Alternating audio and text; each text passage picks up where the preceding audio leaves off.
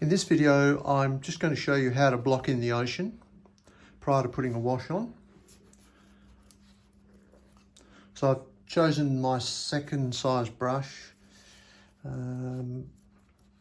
It's the one I didn't like much in the other video, so it's got a little bit of leftover rich colour in it, so I'm just working to get that out. I really don't want that in there. Okay, so the colours that I've got are a phthalo green. This is going to be gaudy. It's going to look terrible. I had to stand outside of Little Sup with my coat, my base coat, and it just looked horrible. And this is my first coat. So my first coat, I'm just going to start with pure burnt umber. I don't know what I'm saying. Phthalo green. You can see I've gone over the line there a little bit. So, you know, depending on how much, I just find it's useful to keep my lines there when I'm for the painting. There's a little.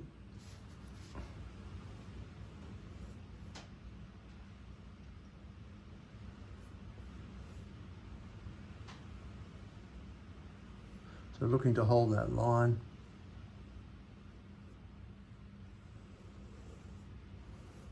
We've got a lot of burnt umber coming through from the board, so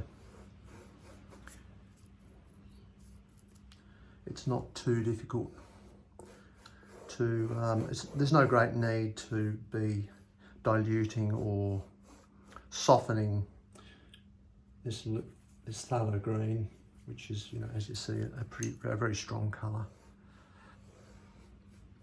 So I've got a little bit more of it here.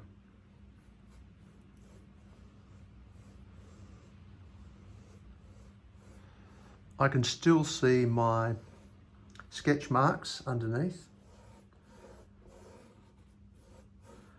So I'm going to show you the first step on this painting, and then I'll take you to the next stage in another painting, because that'll be nice and dry and I can just demo a few things there. So I'm following that shoreline and just throwing some of that in.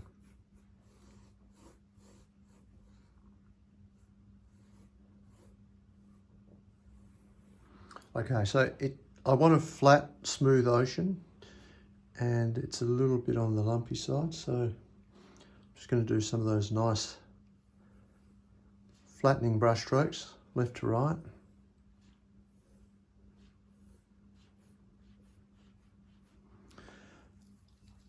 And I'm going to leave that.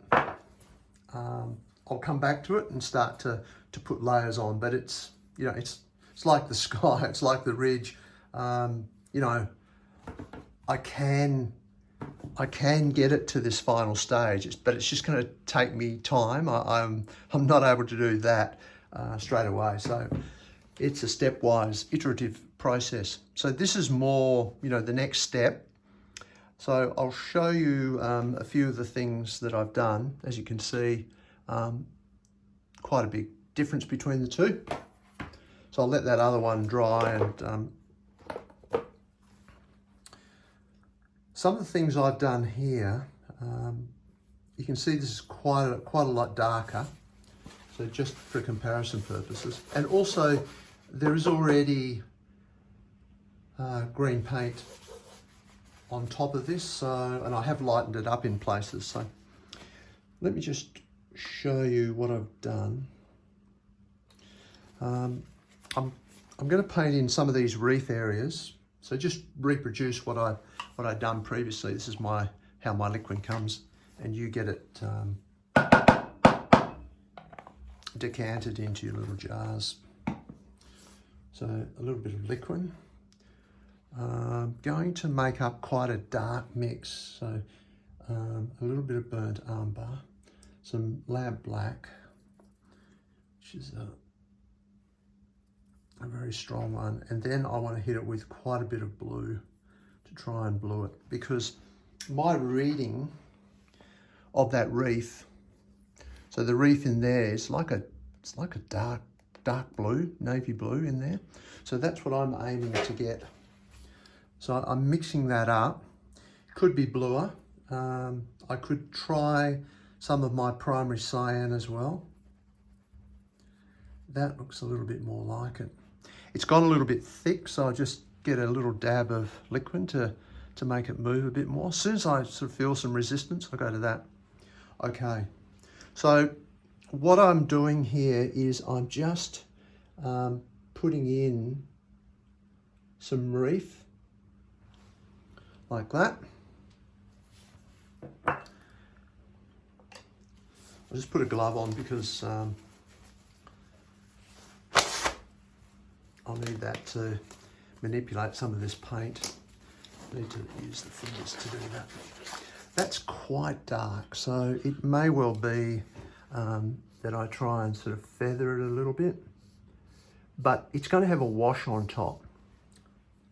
So, you know, maybe I don't need to worry too much. Let me just make a little bit up the side here, and I'll use some titanium white in this mix just so it's not quite as dark. And I'm using my brush on its side just so I get a nice mark for the seaweed. And when you look at this seaweed, you can see that all these marks, just about all of them, are horizontal. So we don't want any lines going up like that or coming down like that. They're almost all horizontal, dominantly horizontal marks. So that's what we're going to do. So you can add, with your brush on its side, just add in some horizontal marks like this. Remember, these are going to be covered by your wash. So I blunted that mix a bit. It was a little bit on the strong side. I'm looking at my painting. There's quite a bit of dark blue reef, and I might go a little bit darker in there. But you know, once we put a wash on this, as you'll see in the next video, we can really control how strong these dark colours are. The most important thing I would say to you is keep them horizontal and don't make them too blocky. So by blocky, I mean, you can see at the end of this mark, it's sort of a bit like a sausage. So I'll just use my brush and sort of feather the ends a bit so that it's more, doesn't have a square end to it. So just sort of feather that out, make it a little bit more horizontal. See, that was good. That's kind of made a really nice little wispy end on that rather than a blocky end. So these are the sort of techniques that you can use with the seaweed. And I won't go on with it. I think you've got the basic idea of what you need to do.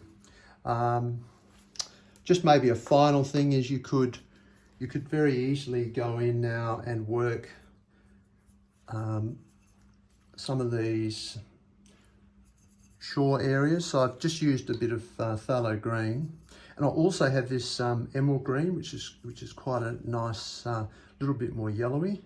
If you want to play around with that, and you could add some in there. I'm going to make that a little bit whiter. Ooh, I think that's quite white. So then I'll just feather that to give that gradation from shallow out to deeper water. That worked pretty well. This is going to have a wash on it, so you know, this is a bit dangerous when I start doing this around wet stuff, but certainly out here I'm more in an open space. I can do that, but in an ideal world you wouldn't really do this until you'd let this dry, so you'd wait another day. The final thing I'd probably say is that this area here out to the ridge is quite a rich blue. So we're going to, you know, you could do that here in the washes, sorry, in the base coat, but certainly in the washes, that's what I've done with this one. I've really made that colour a lot bluer. The green still, you know, comes through up microscopically through the gaps, but yes, our aim is to get this quite a dark blue and not so much a green. So you can either just leave the green there, because there are bits of green to my eye that are coming up through here, and then in the wash we'll be putting the blue of that. Yeah, so that would be my overall thing is, don't try and do too much other than just greens. Maybe lighten them a little bit, put in your reef, the brown of the reef. That's probably one last thing that I need to mix with you. There is a little bit more on that in the next video, but basically it's a bit of titanium white, so I'll try and find a clean place on my bowl to mix. A little bit of liquid. Old Mate. So a bit of that. It's not really red enough. That's not bad. So I just put a little bit of red and a little bit of that yellow deep, cadmium yellow deep, just to crank that colour up a bit. Still not really red enough. Whoa. That was the red. Let's give it a try. Oh wow. Gee, sometimes I just cannot predict out of the bowl what it's going to look like.